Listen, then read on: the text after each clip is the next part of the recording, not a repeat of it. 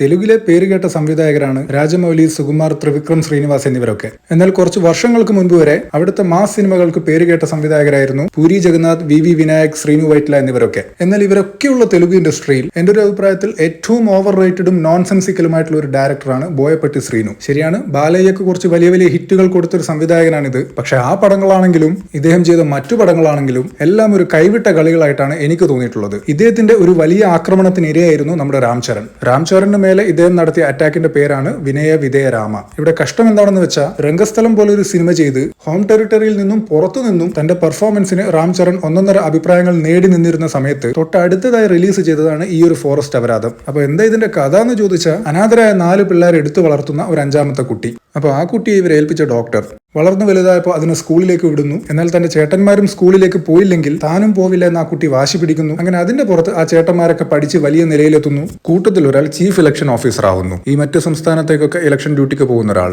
അവിടെ വെച്ച് നായകന്റെ ഈ ചേട്ടന് അതീവ ക്രൂരനായ സിനിമയിലെ വില്ലനുമായി ഏറ്റുമുട്ടേണ്ടി വരുന്നു. ഏത് ലെവൽ ക്രൂരൻ എന്ന് ചോദിച്ചാൽ, പുള്ളി ഒരു പാമ്പ് കടിച്ചാൽ ഹൂ വിൽ ഡൈ? ദ പാമ്പ് വിൽ ഡൈ. ആ ലെവൽ ഒരു ലൂസിഫർ. അങ്ങനെ അയാളുടെ കയ്യിൽ നിന്ന് തന്റെ ചേട്ടനെ രക്ഷിക്കാൻ വേണ്ടി നമ്മുടെ നായകൻ പോകുന്നു. പിന്നെ അവർ തമ്മിലുള്ള കൊടുക്കൽ വാങ്ങലുകളൊക്കെയാണ് സിനിമയുടെ കഥ.